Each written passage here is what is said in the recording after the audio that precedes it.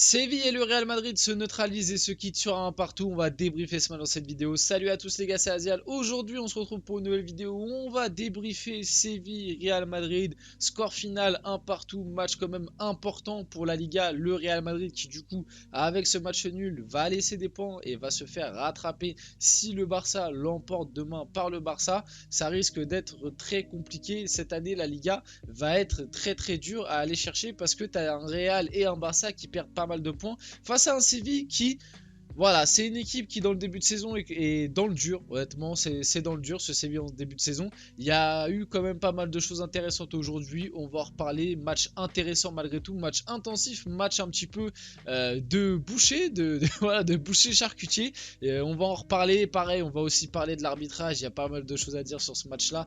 Bref, on va le voir. Pas mal de choses à dire et à voir sur ce match. Sergio Ramos, etc. qui retrouve le Real. Avant qu'on rentre dans le vif du sujet de la vidéo, n'hésitez pas à liker, commenter, partager et vous abonner bien évidemment comme d'habitude, ça fait toujours plaisir, c'est ça qui fait développer la chaîne. Donc si vous voulez m'aider à développer cette chaîne tranquillement les gars et que vous aimez le contenu, voilà, n'hésitez pas, vous mettez le petit like, vous mettez un petit commentaire sympa ou même pas, hein, mais juste un petit commentaire constructif si vous avez le temps et si vous avez envie, la petite cloche, bref vous connaissez et on va pouvoir directement passer au vif du sujet de la vidéo, le débrief. Bon, pas mal de choses à dire. Déjà, avant que je vous montre les buts, etc. Parce que là, les buts, on passe direct à la deuxième mi-temps. Parce que le premier but, c'est un CSC d'Alaba à la 74e pour Séville du coup. Avant qu'on parle un peu des buts et tout. Bon, déjà, je voulais revenir sur l'arbitrage. Parce que j'ai vu que l'arbitrage a fait énormément grincer des dents les supporters du Real sur le réseau. Enfin, sur le réseau. Sur les réseaux, etc. Même YouTube, tout ça. Bref, j'ai vu. C'est vrai que je dois avouer que l'arbitrage d'aujourd'hui a été très mauvais, mais moi je l'ai trouvé très mauvais dans les deux sens. Enfin, c'est un match arbitralement parlant mauvais. Alors le Real peut se sentir offusqué, c'est vrai, parce que il y a eu un but annulé entre guillemets, parce que situation un petit peu voilà, complexe en gros. Il y a eu un contact entre Rudiger et je crois c'était Lucas Ocampos. Du coup, le Real récupère le ballon, le Real part en contre-attaque, mais pendant que le Real part en contre-attaque, l'arbitre siffle, sauf que les joueurs du Real et de Séville n'ont pas entendu, je crois. Du coup, le Real marque, mais l'arbitre avait déjà sifflé. Bref, ça a été du grand n'importe quoi. Le Real, du coup, s'est fait annuler un but, c'est vrai, un peu injustement. Mais après, moi, il y a aussi des trucs côté Real où voilà, Bellingham, il y a une faute ou un moment, ça peut peut-être mériter rouge. Il y a eu des petites altercations, notamment entre Sergio Ramos et Rudiger. Voilà, il y a peut-être des cartons qui se perdent, etc. Bref, moi en fait, je trouve que globalement, oui, c'est vrai que le Real peut se sentir un peu décontenancé on va dire sur l'arbitrage parce que comme j'ai dit il y a eu ce but refusé, il y a eu un moment aussi, c'est vrai qu'il y a une faute sur Vinicius qui méritait pour moi penalty parce que il y a charge dans le dos et pour moi à partir du moment où il y a épaule contre le dos du joueur et que le joueur s'écroule logiquement, là, tu peux siffler faute. C'est vrai qu'il y a ces situations là, mais il y a aussi d'autres moments dans le match où là en fait c'est juste l'arbitre a été mauvais, voilà c'est tout. Alors, est-ce qu'il a voulu avantager le Real? Je ne pense pas. Faut pas non plus aller dans le complotisme direct. Le Real a des raisons, voilà, de se sentir lésé. Le Real, c'est vrai que si l'arbitrage aurait été un petit peu mieux, peut-être que tu peux t'en sortir avec une victoire. Je vous dis pas le contraire. Mais voilà, en fait, c'est juste l'arbitrage a été mauvais. Voilà, globalement, on clôt le sujet arbitrage et on va pouvoir un petit peu parler football. Donc, le Real qui, en cette première mi-temps, a eu des occasions, mine de rien. Et pour moi, le Real, dans cette première mi-temps, devait ouvrir le score. Séville aussi, il y a eu pas mal de situations. Kepa, on va en reparler. Mais Kepa, qui peut-être... En fait, c'est dur à expliquer, mais peut-être sur ce but pris peut faire mieux. Parce que voilà, il a les mains un petit peu en compote et sur certaines phases de jeu, sur certains centres, par rapport à un Courtois, c'est vrai que Kepa est un gardien très fixé sur sa ligne et que sur certaines situations des centres et tout, avoir un gardien qui sort et qui la prend, ça soulage une défense et il ne le fait pas. Donc sur ce genre de situation d'occasion, le Real est très vite sous pression. On l'a remarqué depuis un moment, surtout que tu as pu Militao qui était peut-être ton meilleur joueur de tête et en ce moment tu as un Alaba qui est pas dedans, faut se dire la vérité.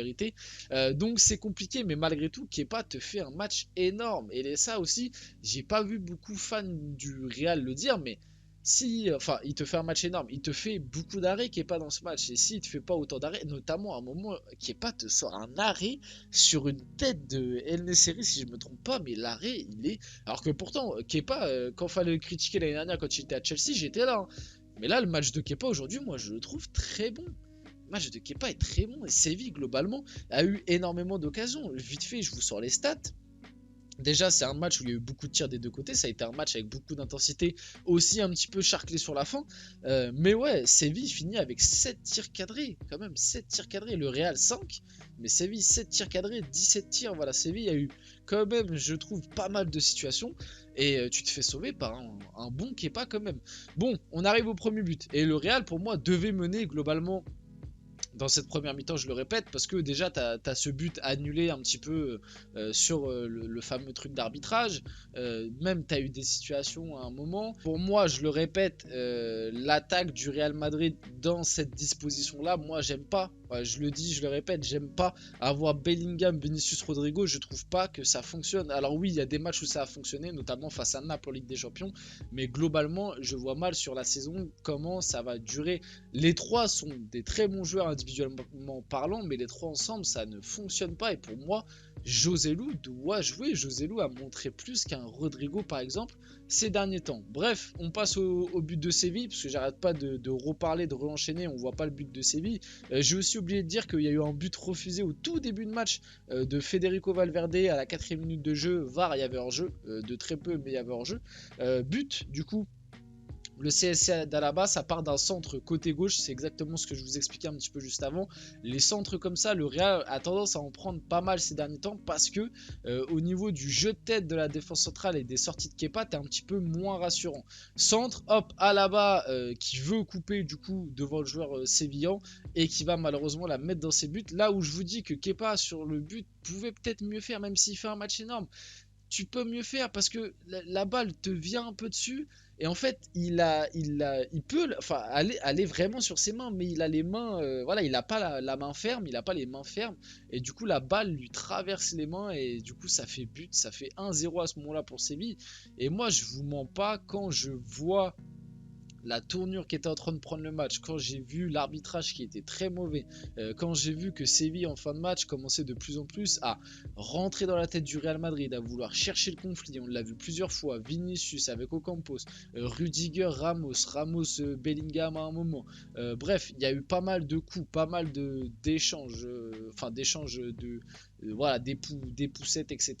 Sur la fin, ça a voulu un peu se charcler, ça a voulu un petit peu se bagarrer et tout.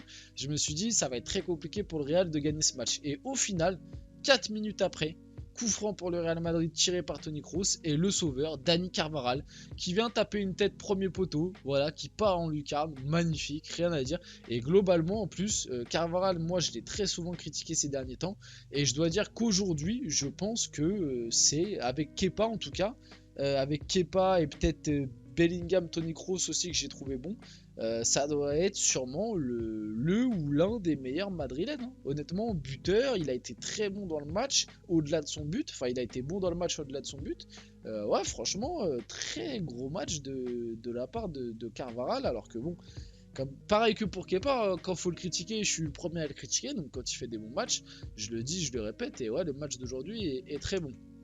Bon, vite fait pour finir la vidéo, je vous ai mis un petit peu cette image là parce que ça symbolise bien ce que je vous disais un petit peu juste avant, une fin de match très disputée, très dans le combat, les coups, voilà. Et globalement, pareil, encore une fois, l'arbitrage a été catastrophique sur ce point de vue là, des fautes, voilà, on en revient à ce que je disais un petit peu plus tôt, un penalty à un moment pas sifflé sur Vinicius, voilà, plein de bousculades, etc., où il n'y a pas forcément eu des cartons.